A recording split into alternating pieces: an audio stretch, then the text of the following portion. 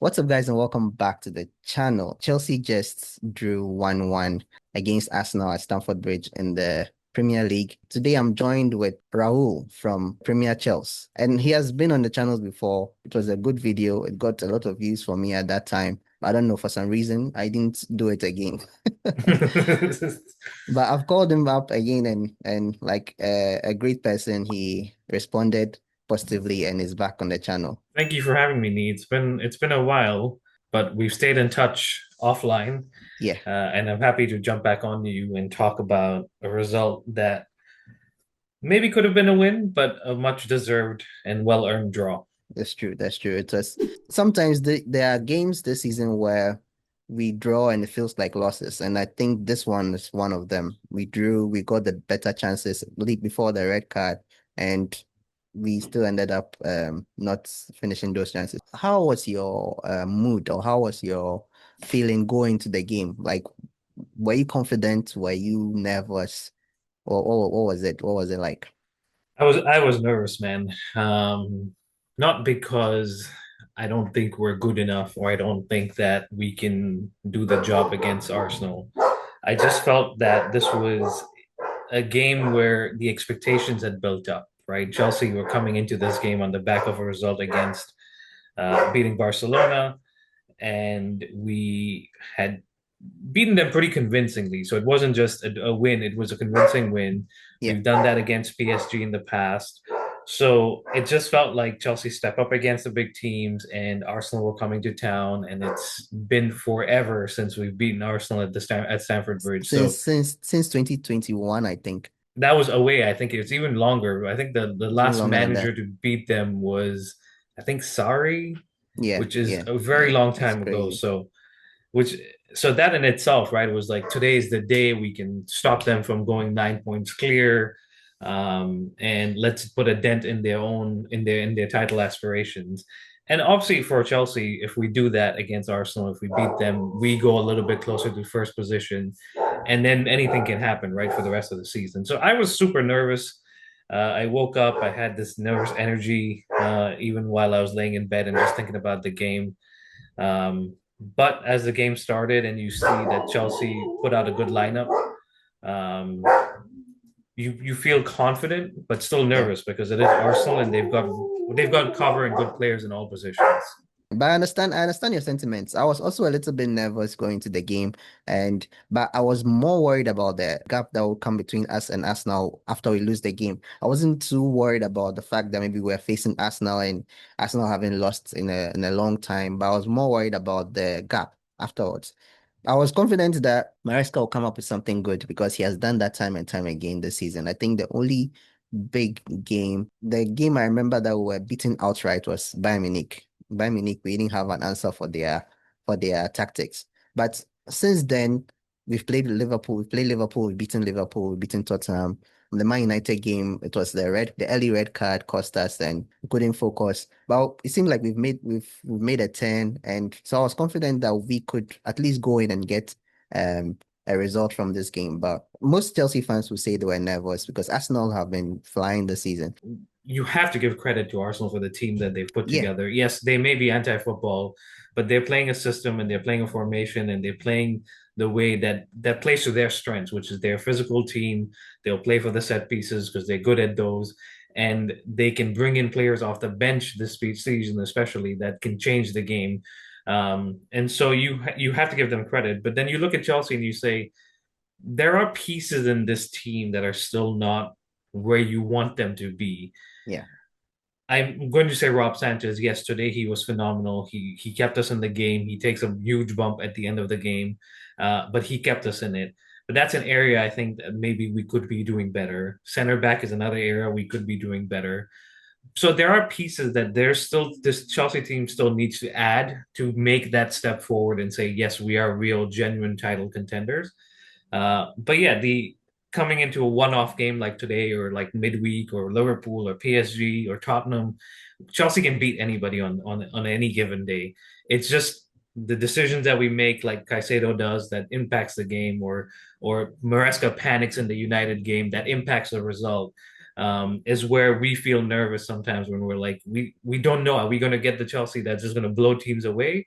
Are we going Yeah. to get the Chelsea that's going to be maybe average and then step up or pick up a red card and change the game? Yeah, exactly. I didn't really think that we were going to blow this Arsenal away or we're going to dominate this game. I knew it was going to be very, very difficult for Chelsea. As you mentioned, the Caicedo red card. I know the answer, but do you think it was a red card, or do you It, think what do you think? Was it a red card? Was Caicedo so rushed to make that tackle? Yeah, when you watch it in slow motion, it is a dangerous Yeah. tackle that he puts in, and you have to be fair and say that's a red card.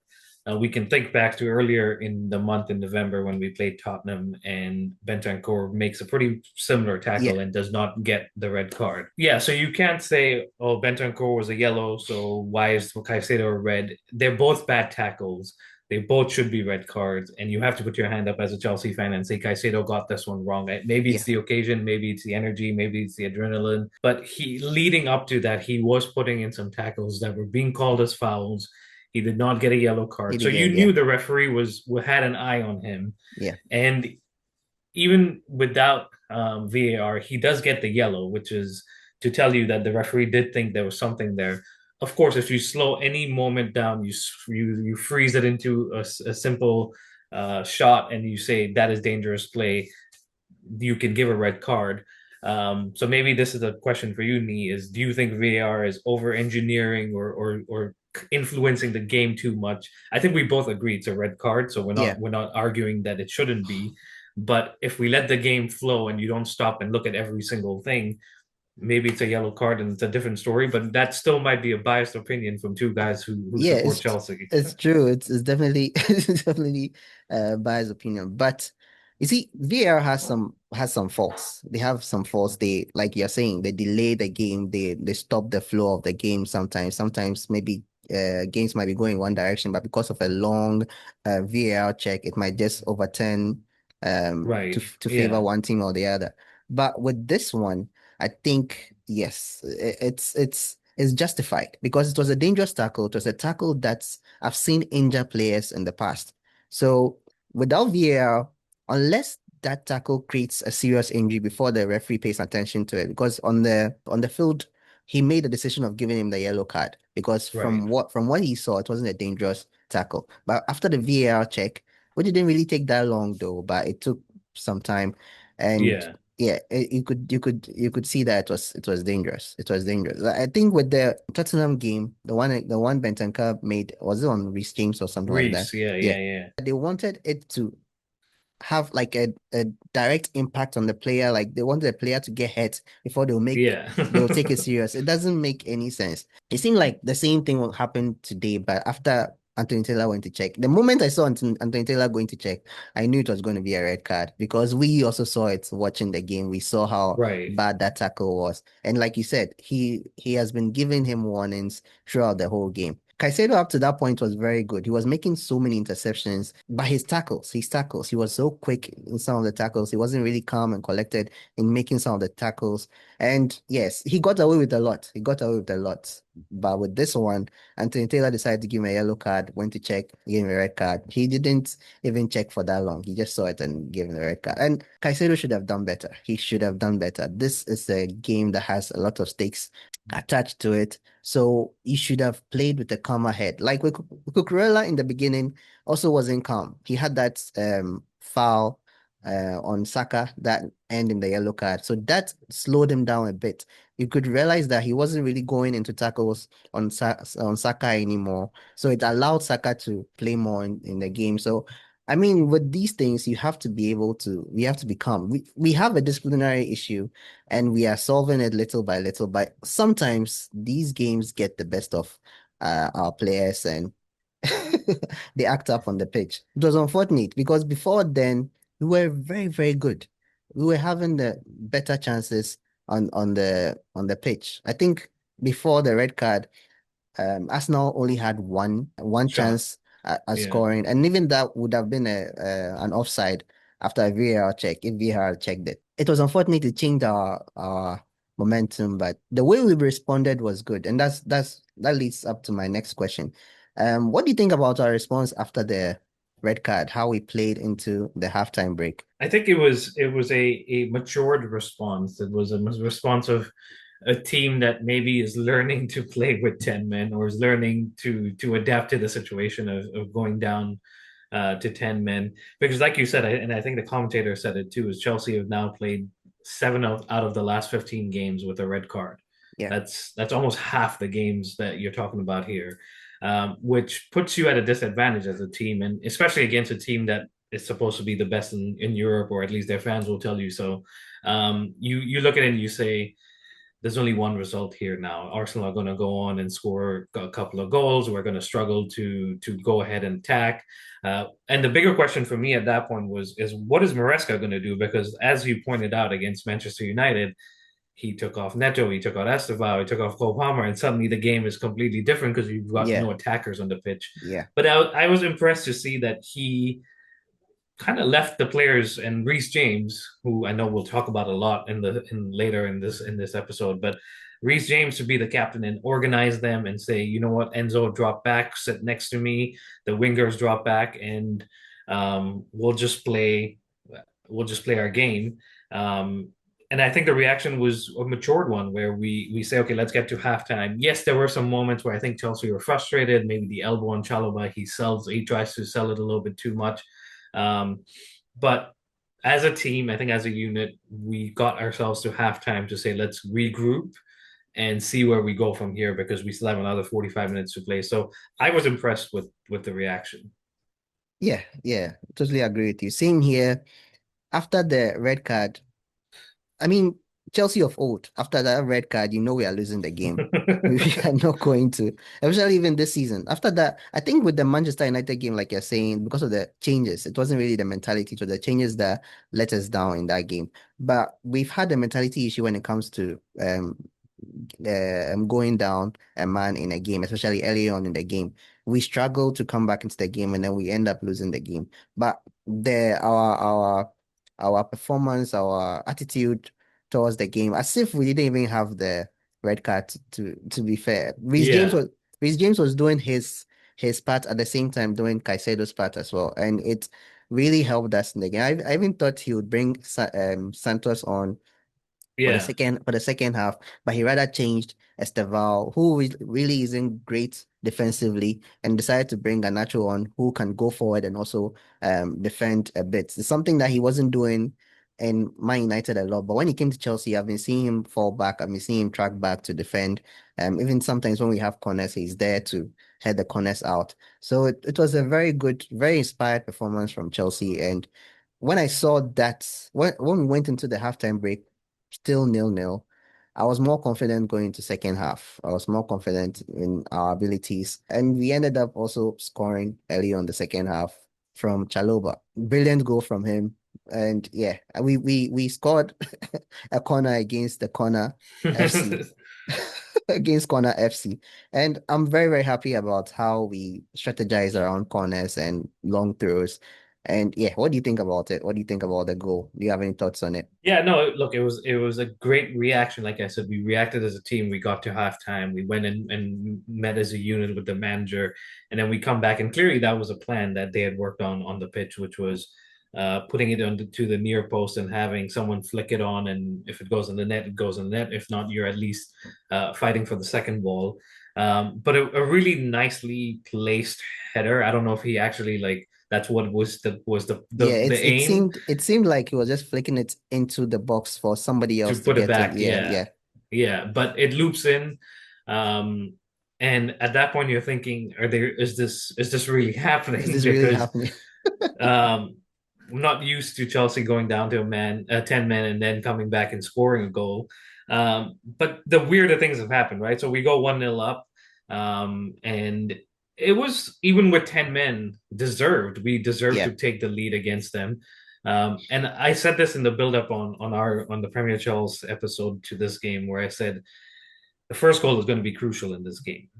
That was even more true after we went down and Caicedo gets a red card, because if yeah, Arsenal scored that first goal, Chelsea's game plan of, let's say, defensively tight, play on the counter, and utilize our wingers and maybe Gusto running forward goes out the window because Chelsea now have to come out a little bit more and try to equalize. So that first goal for us in this game was crucial to give the boys the belief that let's stick to what we've agreed to do at halftime, and now we have something to protect, which will hopefully get us 3 points, if not a point, because we can still have something to fight for. I don't know. I don't know what happened. I don't know when after that goal went in. I was just praying. I did a watch along. I did a live stream for the entire game, and I was just hoping that we are able to defend that or at least add one more goal to it. But unfortunately, we couldn't do that. And I think yes, this is what sometimes has cost us game, defensive lapses. Fofana was very good in the game, but I feel like Fofana Yeah, should have been marking Merino for that cross. Saka got the best of Cucurella on the wings and was able to put in a very good cross that fell directly to Merino. That goal shouldn't have happened if we continued to solidify that back line. But I mean, it is what it is. Arsenal were very relentless and they got their goal. It was unfortunate. What do you think about the goal, as conceding the goal? Was it the fault of Fofana or Arsenal were too good? They were pressing too hard. I think in the build up to the goal, and let's talk about the one of the changes. So we made one change, which you mentioned, Esteban went off for Garnacho. Garnacho, yeah. The second change was João Pedro, who I know you and Yeah, I were texting a little bit during the game. yeah, You yeah. had some thoughts about.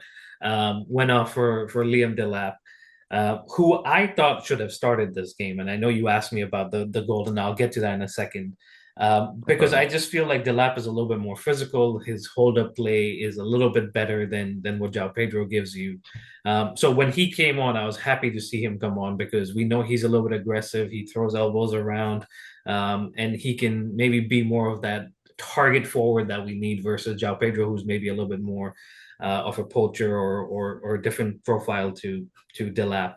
But in the build up to that goal, if you remember, Delap has the ball on the wing and Pedro Neto is making the run for him. Yes. And Delap has room to continue advancing while Neto still drags the defenders away from him.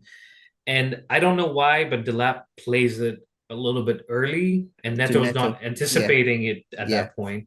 And so Arsenal get the ball back, and they go back and start their attack. And yeah, that's when we concede from giving the ball away. yeah, Now, I'm not blaming it on Delap. I'm not blaming it on Neto. But I think that's kind of where, when you're down to 10 men as a team that's young, you need to just know, let's hold on to the ball as long as we can. Even if he doesn't give it to Neto and he tries to go down the wing and wins a foul, it's better than the ball coming right back to you. yeah, So that's where I think we kind of made the mistake. And then I think the secondary mistake was Fofana is with Marino, and then Marino peels off, Fofana peels off, and Fofana can see the play in front of him, which is where the ball comes from. And Chalobah is ahead of him. You know there is no Caicedo. You can see most yeah. of your players are defending that corner. In the corner. Stick with the man that's playing the center forward. And he lets him go, and the ball is beautiful, like you said, and it falls to the head of Marino, and it's 1-1. And it is disappointing because apart from that, and maybe towards the end, Arsenal didn't really create too much to bother a 10-man Chelsea. So that's one of my regrets coming out of this game is if maybe we had been a little bit more tuned on or alert, we could have avoided this and maybe we go on and win this game 1-0. Yeah. But I always felt Arsenal had a goal in them, regardless of if it was 11v11 or 10v11, and they got the goal.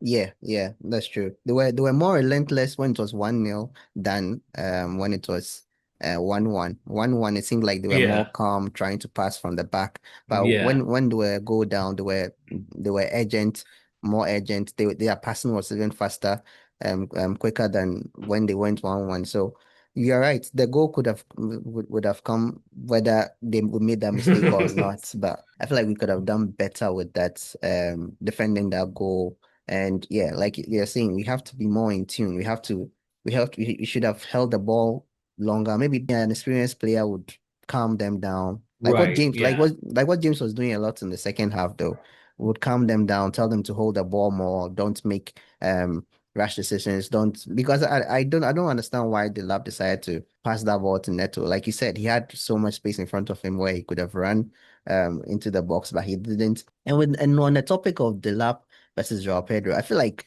both of them have um qualities that the other lacks. Because I feel like with Joao Pedro, his positioning is so good.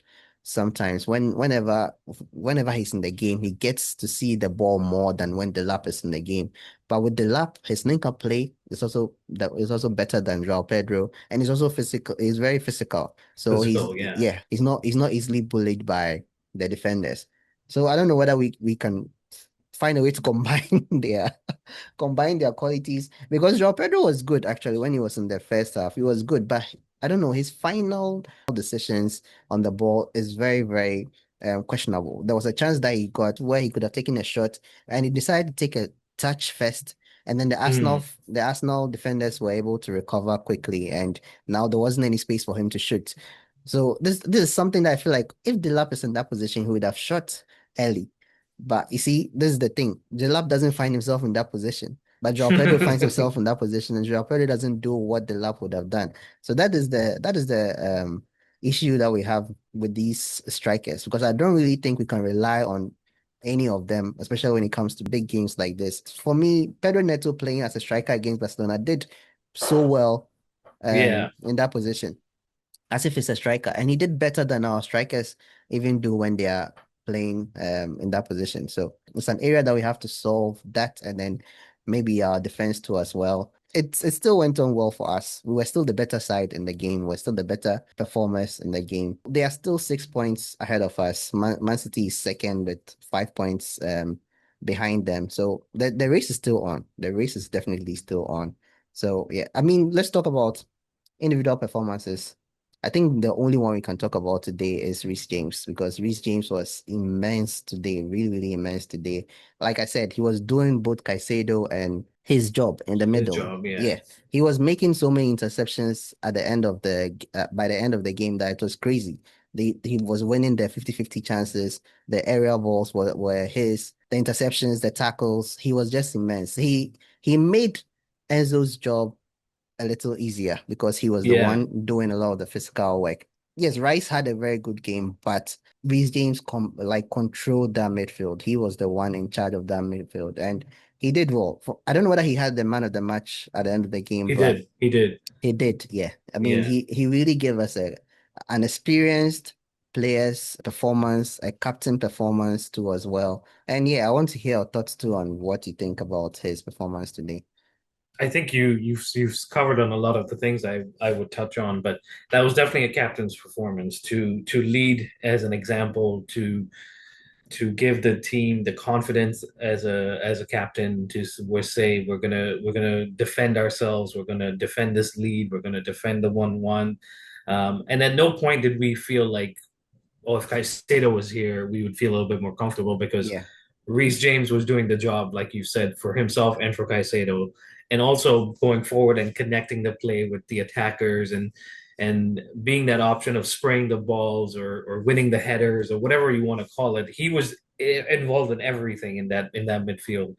And we went into this game saying it's Moises Caicedo versus Declan Rice, and I came out of it saying Reece James was powering the midfield. yeah, So that's the quality of Reece James is he's traditionally a right back. We've seen him being deployed in this midfield role in some of these bigger games, and he's shown it every single time he's played that role. And maybe we were thinking it's because of Caicedo, but today was very clear that Reece James himself can play that role and do the job. So he carried us. He got us through to a point. And like I said, it was a man of the match performance, which he got. And for England and for Tuchel, he is going to be a crucial piece because you can play him at right back, you can play him anywhere in the defense, and then you can play him in midfield and have his set piece delivery and crosses and all of that. So thinking just a little bit forward to the World Cup, he's going to be a great. Hopefully, he stays fit. I know that's been an yeah. issue, but I think Maresca has done a great job of managing him.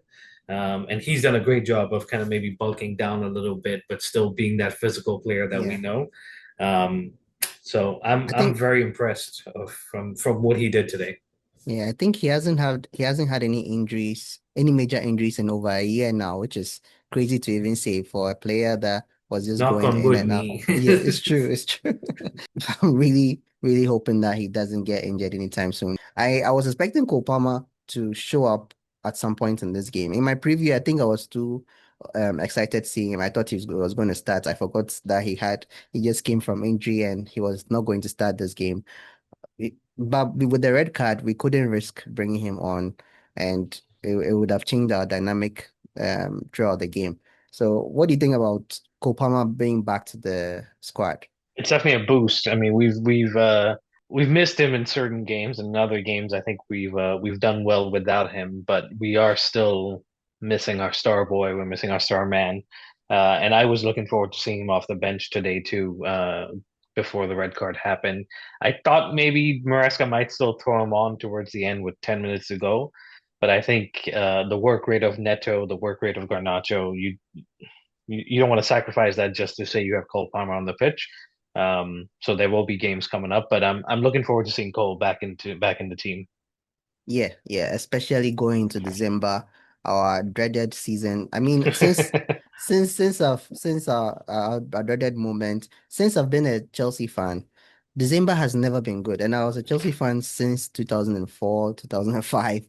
Our December has never been good. Even when we are doing well, December we usually grind out 1-0, 1-0 game, 1-0 wins. It's never easy during December. I don't It's know whether it's never, yeah. I don't know whether it's the weather or teams just want because it's going to be the term of the 10 in the season. Teams want to really show up and gain maximum points before the next half of the season starts. I don't know whether that's just it, but I mean, we have certain games to play in December, and I want to go through some of them. And we have a tough December. I think the Yes. games that you're going to mention, we're also going to be without Caicedo for three of them, so that's not going to be easy.